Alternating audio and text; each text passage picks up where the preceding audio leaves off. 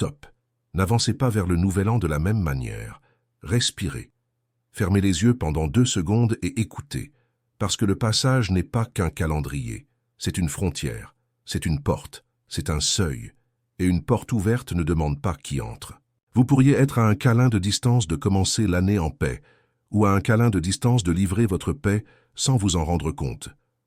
Restez avec moi jusqu'à la fin, car la 5e personne semble la plus inoffensive. Mais c'est celle qui scelle votre année dans le retard, la culpabilité et le poids du passé. Et laissez-moi vous prévenir tout de suite. Il ne s'agit pas de haine. Il s'agit de discernement. Il s'agit de protection. Il s'agit de ne pas donner accès à votre cœur à ceux qui n'honorent pas le sacré qui y réside. Maintenant, commentez, juste pour sceller un pacte avec vous-même, « Je choisis la paix ». Parce que quand vous écrivez cela, vous n'êtes pas en train de taper, vous êtes en train de décider. Je vais répéter une phrase de Miguel qui change tout. Le câlin n'est pas que de la peau. Le câlin est un symbole. Le câlin est une permission. Le câlin est un mot de passe. Quand vous étreignez quelqu'un au passage à la nouvelle année, vous dites sans mots « je vous donne accès ». Et certains accès deviennent des failles. Saint Michel, prince de la milice céleste, ne dit pas cela pour vous rendre paranoïaque. Il le dit parce que le passage à la nouvelle année vous prend vulnérable. Vous êtes fatigué, ému, en manque d'un nouveau départ, avec le cœur plus ouvert que d'habitude. Et il y a des gens qui le savent. Alors, faites attention. Avant que je ne vous montre la liste, j'ai besoin que vous compreniez une chose très simple. Au passage à la nouvelle année, le cœur est à vif. Vous êtes plus sentimental, plus ouvert, plus disposé à pardonner, plus disposé à s'expliquer, plus disposé à étreindre pour ne pas faire mauvaise impression. Et c'est exactement pourquoi cet avertissement fonctionne comme une sirène, parce qu'il existe des câlins qui ressemblent à de l'affection, mais fonctionnent comme une signature. Et si vous en doutez, remarquez, il y a des gens que vous étreignez et vous vous sentez léger, comme si vous aviez bu de l'eau. Et il y a des gens que vous étreignez et vous vous sentez lourd, comme si vous aviez porté un sac de ciment. C'est un signe. Miguel appelle cela un écho. Après quelques rencontres, l'énergie de la personne résonne en vous. Vous commencez l'année avec un écho, et ensuite vous pensez que l'écho est votre personnalité. Ce n'est pas le cas, c'est de l'influence. C'est pourquoi, aujourd'hui, vous allez apprendre à poser 3 questions rapides avant tout câlin important. Cette personne me rapproche de Dieu ou m'en éloigne-t-elle? Je me sens plus grand ou plus petit après avoir été avec elle. Si je reste 12 mois près de cette énergie, qui vais-je devenir? Si la réponse vous sert à l'intérieur, n'ignorez pas. Le corps prévient avant l'esprit. Et maintenant, oui, passons à la liste. Voici 5 personnes que vous ne devez pas étreindre au nouvel an. Non pas parce que vous êtes mauvais, mais parce que vous êtes lumière. Et la lumière a besoin de limites. Partiscometaphases. Personne. 1. Le ridiculisateur du sacré. Il ou elle arrive en souriant. Vous traite d'exagéré. Fait des blagues sur ce que vous prenez au sérieux. Rit quand vous parlez de Dieu, de prière, de but, de changement. Microscène. Vous êtes là, famille réunie, compte à rebours, et vous commentez. Cette année, je vais prendre ma foi plus au sérieux. La personne répond en riant. Ah non, vous revoilà avec ces choses, détendez-vous su. Et tout le monde rit ensemble, pour ne pas gâcher l'ambiance. Et c'est ainsi que ça commence. Ce n'est pas une attaque frontale. C'est une petite coupure, une moquerie, un laisser-tomber, signe vérifiable. Chaque fois que vous parlez de ce qui est sacré, la personne change de sujet. Quand vous essayez de vous améliorer, elle vous traite de ennuyeux. Elle traite la discipline comme une maladie et le but comme une manie. Elle utilise l'ironie pour vous faire honte. Conséquence invisible. Après ce câlin, vous rentrez chez vous avec une sensation étrange. Ce n'est pas de la tristesse, c'est une extinction. Comme si la flamme qui brûlait en vous perdait de l'oxygène. Car ridiculiser le sacré, c'est affaiblir votre colonne spirituelle. Protection, mini-antidote. Sur le coup, dites calmement et fermement « Je vous respecte, mais c'est sacré pour moi ». Et ne discutez pas, ne négociez pas, n'essayez pas de convaincre. Miguel enseigne « La discussion devient une faille, la décision devient un bouclier ». Question décisive. Si quelqu'un a besoin de se moquer de ce qui vous sauve, pourquoi donneriez-vous à cette personne accès à votre cœur au moment le plus symbolique de l'année. Un détail important. Le ridiculisateur utilise presque toujours l'humour comme masque. Il dit « c'est une blague ». Mais Miguel enseigne. L'âme reconnaît le ton derrière la phrase. Test rapide, 10 secondes.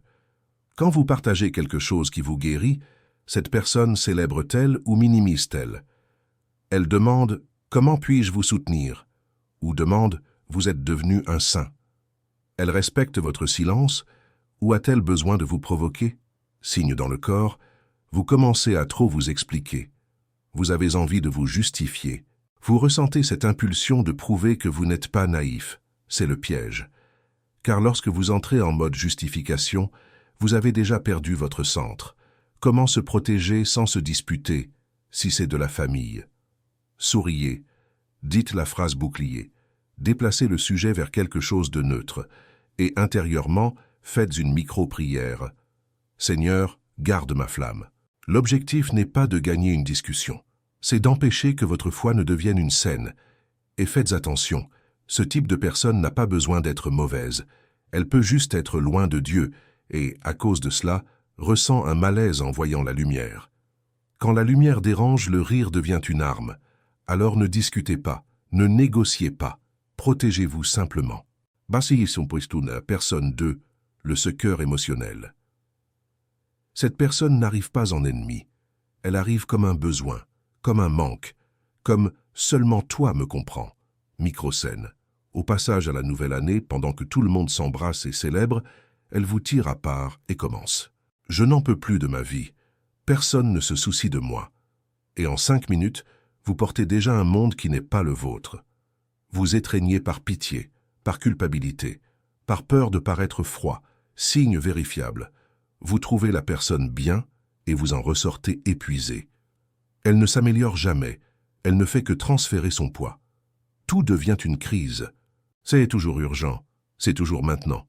Si vous mettez une limite, elle vous traite d'égoïste. Conséquence invisible. Le suceur ne prend pas votre joie d'un coup, il la prend goutte à goutte. Et quand vous vous en rendez compte, vous avez commencé l'année fatigué, sans avoir rien fait. Parce que le câlin est devenu un contrat. Vous avez signé « Je deviens votre béquille ». Protection, mini-antidote. Dites avec amour et limite « Je vous écoute, mais je ne peux pas porter cela ». Et complétez « Prions, mais je ne deviens pas une béquille ». Si elle respecte, elle est en manque. Si elle se révolte, elle est une suceuse. Question décisive. Si la présence de quelqu'un vous laisse toujours plus petit, pourquoi donneriez-vous votre premier câlin de l'année à cette énergie? Maintenant, un avertissement pour ceux qui ont un cœur de sauveur. Le suceur émotionnel vous choisit précisément. Il choisit le fort, il choisit le sensible, il choisit celui qui a de la compassion. Et il utilise 3 crochets. Crochet 1, culpabilité. Si vous me quittez, j'empire. Crochet 2, urgence. J'ai besoin de parler maintenant. Crochet 3, exclusivité. Seul vous me comprenez. Vous voyez, c'est une prison avec un nœud. Test rapide. Après avoir parlé avec la personne, vous ressentez du soulagement ou de la fatigue, de la clarté ou de la confusion, de la paix ou un poids. Si la réponse est un poids répété, attention, vous êtes entraîné à vivre dans le chaos de l'autre. Comment se protéger sans abandonner? Vous pouvez aimer sans absorber. Vous pouvez soutenir sans sombrer. Vous pouvez écouter sans devenir un dépôt. Faites ainsi. Définissez un temps. Je peux vous écouter pendant 5 minutes. Définissez une sortie. Après cela, je retourne à ma paix. Définissez une direction. Cherchons une aide réelle. Si la personne rejette l'aide réelle et ne veut que votre énergie, elle ne veut pas guérir, elle veut contrôler. Et Miguel est très clair. La compassion sans limite devient une porte ouverte. Personne 3. L'envieux déguisé. Il vous complimente avec du poison. Il dit félicitations avec une pointe de malaise. Microscène. Vous dites cette année j'ai réussi ceci. Et la personne répond ah tant mieux, ça a dû être de la chance, non? Ou alors vous êtes différent, mais attention. Et vous ne savez pas expliquer, mais vous ressentez une aiguille, signe vérifiable. Elle disparaît quand vous tombez, réapparaît quand vous brillez. Elle compare, mesure, rivalise en silence. Elle transforme votre réussite en menace. Elle observe votre vie comme quelqu'un qui attend un faux pas. Conséquence invisible. L'envie n'est pas seulement un sentiment. C'est un regard qui pèse. C'est une présence qui assèche. C'est une énergie qui souhaite que ça échoue. Et au passage à la nouvelle année, quand vous ouvrez votre cœur au nouveau, ce regard devient une encre. Protection, mini-antidote. Câlin court, distant, ou aucun. Et une phrase simple. Je vous souhaite le bien, et je continue. Pas besoin de trop expliquer, pas besoin de raconter des plans. Miguel dit, un plan raconté à un envieux devient une cible. Question décisive. Qui célèbre votre éclat pour de vrai? Ou qui ne vous tolère que jusqu'à ce que vous grandissiez trop? Il existe un type d'envie encore plus dangereux, l'envie spirituelle. La personne n'envie pas seulement l'argent, elle envie votre paix, elle envie votre courage, elle envie votre changement. Et là, elle commence à planter des doutes doux. Êtes-vous sûr de pouvoir y arriver? Vous n'allez pas trop vite? Attention à ne pas être déçu. Cela ressemble à un conseil, mais c'est une entrave. Signe vérifiable, elle remet en question vos décisions avec ironie. Elle trouve des défauts à tout ce qui vous rend heureux. Elle apporte de mauvaises nouvelles, exactement quand vous êtes enthousiaste. Elle minimise votre réussite. N'importe qui peut faire ça. Et il y a un signe classique. Quand vous parlez d'un rêve, la personne change de visage pendant une demi-seconde. C'est rapide, mais c'est réel. Comment se protéger? Ne racontez pas vos plans. Racontez les résultats une fois qu'ils sont prêts. Et, si vous devez dire quelque chose, dites « Je suis en paix avec ma décision ». Miguel enseigne. Le silence est aussi une épée. Vous n'avez pas besoin de vous défendre contre ceux qui vous veulent du mal. Vous avez besoin d'arrêter de leur donner des munitions. Mini-prière, intérieurement, sans que personne ne voie. Seigneur, scelle ma joie. Parce qu'une joie scellée ne devient pas une cible facile. Ça, c'est dissert à la personne. 4. Le normalisateur du péché et du désordre. Cette personne est sympathique, amusante et dangereuse, parce qu'elle ne vous pousse pas vers le mal en criant, elle vous pousse en souriant. Micro-scène. Vous dites « Cette année, je vais changer ». Et elle répond « Ah, arrête, tout le monde le fait. Il n'y a pas de problème. » Vous dites « Je veux m'éloigner de ça ». Et elle répond « Vous vous prenez pour un saint maintenant ?» Signe vérifiable, elle banalise ce qui vous fait du mal. Elle transforme la limite en moralisme. Elle vous invite à retomber juste aujourd'hui. Elle utilise la phrase la plus venimeuse du monde. Détendez-vous. Conséquence invisible. Le désordre ne détruit pas avec une explosion. Il détruit avec la répétition. Et le normalisateur est le prêtre de la répétition. Il vous absout avant que vous ne péchiez, pour que vous péchiez sans culpabilité. Protection, mini-antidote. Dites « Je ne négocie pas avec ce qui me détruit ». Et concluez « Bon passage, je vais rester en paix. Si nécessaire, éloignez-vous physiquement, parce que parfois quitter les lieux est la prière la plus forte. » Question décisive. Si quelqu'un rit de vos efforts de changement, cette personne veut votre bien ou veut votre compagnie dans le même trou. Le normalisateur est un spécialiste de la demi-chute. Il ne vous appelle pas à détruire votre vie d'un coup, il vous appelle pour juste un petit peu. Et c'est pourquoi il est si dangereux au passage à la nouvelle année. Parce qu'au passage à la nouvelle année, tout le monde veut recommencer, mais veut aussi se permettre. Le normalisateur utilise des phrases joker, juste aujourd'hui, vous le méritez. Après, vous revenez. Personne ne voit. Sauf que Miguel enseigne, l'invisible voit. Et l'habitude que vous répétez à la porte de l'année devient un rail.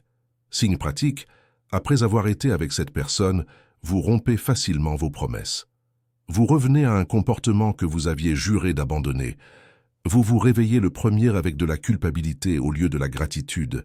Comment se protéger? Remplacez le « je ne peux pas » par « je ne choisis pas ». Parce que « je ne peux pas » donne une sensation de prison.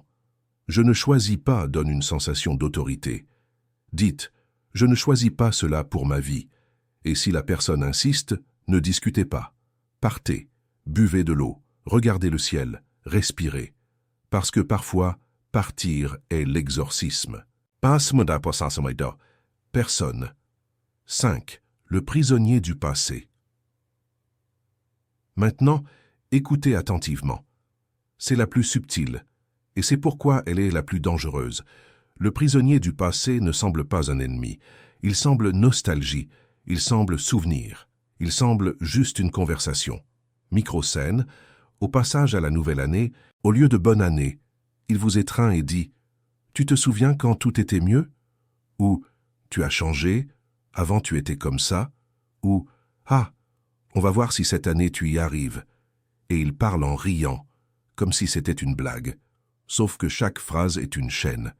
Signe vérifiable, toute conversation devient une comparaison. Il ravive d'anciennes blessures, comme si c'était une nouvelle fraîche. Il vous enferme dans des histoires, des étiquettes, des erreurs. Il vous fait regarder en arrière juste au moment de traverser le portail. Conséquence invisible. Vous commencez l'année endetté envers vous-même, avec de la culpabilité, avec de la peur, avec la sensation que ça ne va pas marcher. Parce que le passé devient une sentence quand vous acceptez le câlin comme une autorité. Miguel dit « Le passé est une leçon. Ce n'est pas une prison. La nostalgie n'est pas une menotte. Protection, mini-antidote. Dites avec fermeté et paix « J'honore ce qui a été, mais je n'y habite pas. Et si elle insiste, je choisis de recommencer. Et je ne reviens pas à la même histoire. » Question décisive. Vous allez traverser la porte de la nouvelle année, ou allez-vous emporter une ancre accrochée à votre jambe? Maintenant, je vais vous dire pourquoi Miguel appelle cette cinquième personne la chaîne déguisée. Parce qu'elle ne vous fait pas tomber avec la tentation, elle vous fait tomber avec la narration. Elle vous raconte l'histoire de qui vous avez toujours été. Et, si vous acceptez, vous la revivez. Microscène 2. Vous êtes prête à traverser l'année avec espoir, et la personne vous étreint et lâche. J'espère que cette année vous ne ferez pas les mêmes bêtises. Elle parle en riant. Vous riez avec elle. Mais à l'intérieur, vous ressentez. Vous savez ce que vous avez ressenti? Une sentence. Elle vous place dans un rôle ancien. L'irresponsable, le faible, celui qui n'y arrive pas, celui qui revient toujours. Et le plus cruel était que parfois cela vient de quelqu'un qui vous aime, mais vous aime prisonnier. Parce que quand vous changez, la personne perd le contrôle de l'histoire. Signe vérifiable, elle ramène le passé sur la table comme si c'était une identité. Elle collectionne vos erreurs pour les utiliser comme preuve. Elle vous compare à celui que vous avez déjà dépassé. Elle vous fait vous excuser d'exister. Comment se protéger? Avant de répondre, respirez. Et dites « Je suis plus grand que mon passé ». Et, si nécessaire, complétez « Dieu fait quelque chose de nouveau en moi ». Miguel enseigne « On ne discute pas avec une encre, on la lâche. Et si c'est quelqu'un de très proche, aimé de loin, pendant un temps. Jusqu'à ce que votre changement devienne fort. Ensuite, ceux qui vous aiment vraiment s'adaptent.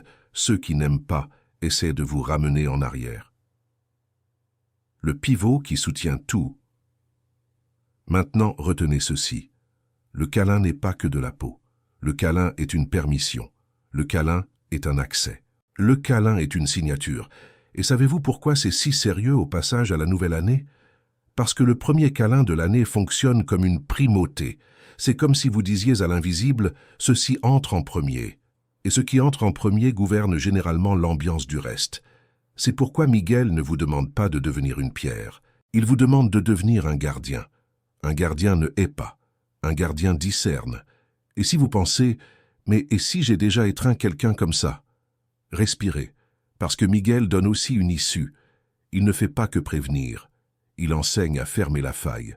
Akonati, si vous avez déjà étreint la mauvaise personne, comment fermer la faille aujourd'hui? Peut-être entendez-vous cela et pensez-vous « j'ai déjà étreint, j'ai déjà donné accès. Et maintenant ?» Maintenant, vous faites 4 pas simples, sans drame, sans peur. Étape 1, reconnaissez sans vous condamner. Dites « je me suis trompé, mais j'apprends ». La culpabilité prolongée est une autre faille, parce que la culpabilité vous enferme dans le passé et l'objectif est de traverser. Étape 2. Retirez la permission avec des mots. Parlez à voix basse dans votre chambre si nécessaire. Je retire toute permission que j'ai donnée par manque, par éducation ou par peur. Je ferme les portes émotionnelles que j'ai ouvertes sans m'en rendre compte. Je rends à l'autre ce qui est à l'autre. Je garde ce qui est à moi. ma paix. La parole a de l'autorité. L'invisible respecte la décision. Étape 3. Refaites le premier geste de l'année, votre primauté. Vous pouvez corriger le début par un acte simple. Prenez un verre d'eau, tenez-le avec les deux mains et dites « Que ce soit le premier geste pur de mon cycle, je choisis la lumière. » Buvez lentement. Cela semble simple? C'est simple en effet, mais la simplicité est ce que le mal déteste. Parce que le mal a besoin de confusion, la lumière a besoin de clarté. Étape 4. Coupez le cycle par une action concrète. Si la personne est du type suceur, arrêtez de répondre au milieu de la nuit. Si c'est le ridiculisateur, n'entrez pas en débat. Si c'est l'envieux, ne racontez pas vos plans. Si c'est le normalisateur, n'acceptez pas juste aujourd'hui. Si c'est le prisonnier du passé, ne revivez pas d'histoire. En d'autres termes, prière sans action devient excuse. Action avec prière devient miracle. Et voici une phrase finale de Miguel, à répéter quand le cœur vacille. Je peux aimer sans donner accès. Retenez cela, car l'amour sans limite devient une prison, et la limite sans amour devient de la dureté. Le chemin du ciel est l'équilibre. Vous n'êtes pas froid, vous devenez libre. Il y a 3 avertissements qui scellent votre année. Avertissement 1. Ne négociez pas avec ce qui vous affaiblit. La négociation est là où l'ennemi gagne. La décision est là où Dieu entre. Si vous sentez dans votre corps que cette présence vous éteint, ne négociez pas. N'expliquez pas trop. Ne faites pas de discours. La phrase est simple. Je vais rester en paix. Avertissement 2. Ne confondez pas éducation et accès. Être éduqué n'est pas donner le mot de passe. Être gentil n'est pas ouvrir la porte. Vous pouvez sourire sans étreindre. Vous pouvez souhaiter le bien sans permettre l'intimité. Miguel vous autorise à être ferme. Avertissement 3. Protégez la minute la plus fragile. Au compte à rebours, le cœur est exposé. Les promesses sont lâches. L'émotion devient une fenêtre. Alors vous avez besoin d'un geste de scellement. Une histoire pour vous faire voir l'invisible. Je veux que vous imaginiez une femme nommée Elena. Elena n'est pas mauvaise. Elena est trop bonne. Elena est celle qui étreint pour ne pas blesser, qui sourit pour ne pas créer de conflit, qui ravale son inconfort pour maintenir la paix de l'environnement. Au passage à la nouvelle année dernière, elle était avec sa famille. Table pleine, rire, feux d'artifice, musique. Et il y avait une personne là. Tout le monde disait « Embrasse-la, c'est de l'éducation ». Et Elena a étreint. La personne a posé son visage sur le sien et a dit doucement, comme en plaisantant « Tu commences toujours animé et tu finis toujours fatigué ». Puis elle a ri, comme si de rien n'était. Elena a ri aussi, à l'extérieur. À l'intérieur, elle a ressenti un court frisson, une oppression, une chose sans nom. Le premier, elle s'est réveillée avec la tête lourde. Elle a pensé que c'était la nourriture. Elle a pensé que c'était le sommeil. Elle a pensé que c'était normal. Mais l'année passait. En janvier, elle a perdu son entrain. En février, elle a commencé à douter d'elle-même. En mars, elle est revenue à une habitude qu'elle avait abandonnée. En avril, elle a commencé à se comparer à tout le monde. En mai, elle s'est sentie insuffisante. En juin, elle était irritée contre Dieu et ne savait même pas pourquoi. Et le plus étrange, il n'y a pas eu de grande tragédie. Ce fut juste un démantèlement intérieur. Elle disait « Je ne sais pas ce qui m'est arrivé ». Et ce qui est arrivé était simple. Elle a ouvert une porte. Parce qu'il y a des gens qui n'apportent pas la paix. Ils apportent un écho. Ils laissent une phrase se répéter en vous. Ils laissent un regard vous évaluer en vous. Ils laissent une ambiance vous peser en vous. Et quand vous ne coupez pas, cela devient une routine. Et la routine devient une identité. À la fin de l'année, Elena était de nouveau à table, et la même personne était là. Et cette fois, Elena s'est souvenue de ce que Miguel enseigne. Ce n'est pas de la haine, c'est du discernement. Elle n'a pas fait de scandale. Elle n'a humilié personne. Elle a juste changé le geste. Sourire, tête, distance. Quand la personne est venue l'étreindre, Elena a posé sa main sur sa propre poitrine avec délicatesse et a dit « Bonne année, que Dieu vous bénisse ». Sans étreindre, la personne a été surprise. « Tiens, tu es fâché ?» Elena a répondu « Non, je suis juste en paix. » Et, intérieurement, elle a fait la prière. « Jésus, garde mon cœur, Saint Michel, garde mes limites. » Cette nuit-là, Elena a dormi légère d'une manière rare. Et les jours suivants, elle a réalisé « La limite ne vous vole pas l'amour. La limite vous rend à vous-même. » Je vous raconte cela parce que vous pouvez être Elena, ou vous pouvez connaître une Elena. Et Miguel essaie de vous empêcher de traverser la porte en portant ce qui n'est pas le vôtre. Alors, si une phrase, un regard, un type de personne vous a serré à l'intérieur pendant que je parlais, n'ignorez pas, c'est le ciel qui vous appelle à la maturité. Et voici le rituel de 60 secondes que Miguel enseigne. Tasonatite, protocole du câlin-sœur, si vous ne pouvez pas l'éviter. Peut-être dites-vous, je ne peux pas l'éviter, ça fera mauvaise impression. Alors voici un protocole simple, sans mysticisme exagéré, juste pratique. Câlin court, câlin rapide à l'épaule, sans coller poitrine contre poitrine pendant de longues secondes. Car plus il y a d'intimité physique, plus vous signez l'intimité émotionnelle. Œil ouvert. Ce n'est pas pour être étrange, c'est pour maintenir la conscience. Les gens manipulateurs adorent quand vous fermez les yeux et vous donnez. Phrase neutre. Bonne année. Que Dieu vous bénisse. Ne racontez pas de secrets. N'ouvrez pas votre cœur. Ne livrez pas de plans. Point final. Après le câlin, faites un pas en arrière. Souriez. Changez de sujet. La limite est aussi un rythme. Vous ne laissez pas la conversation devenir une confession. Scellement interne. 3 secondes. Je retire l'accès à ce qui ne me fait pas de bien. Juste ça. Et si vous ressentez un poids après, faites la décharge la plus pure qui existe. Eau et prière. Buvez de l'eau lentement et dites « Je rends au propriétaire ce qui n'est pas mien. » Ce n'est pas une insulte. Ce n'est pas une malédiction. C'est une restitution. Parce qu'il y a des gens qui déversent le chaos en vous. Et vous n'avez pas besoin de le porter. Comment identifier en 10 secondes, au moment de la fête? Regardez ces signes rapides. Ils sont simples, mais précis. Vous voyez la personne et votre poitrine se serre. Vous avez envie de disparaître ou de vous expliquer. Vous êtes pressé, sans raison. Vous ressentez de la culpabilité rien qu'à l'idée de mettre une limite. Ces signes ne sont pas aléatoires. C'est votre système de protection qui fonctionne.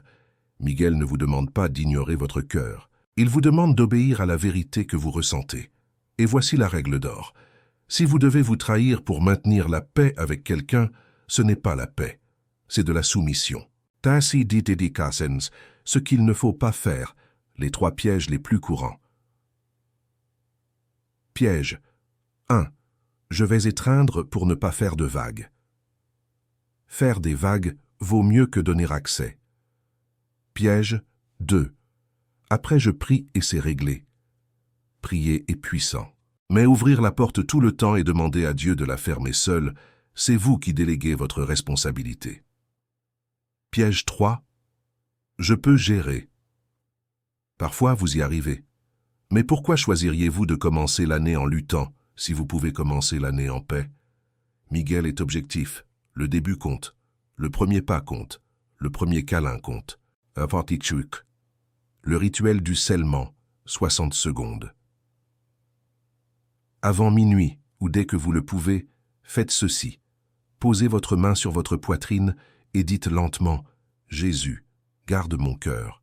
Puis dites « Saint Michel, garde mes limites » et complétez avec la phrase qui coupe le contrat invisible.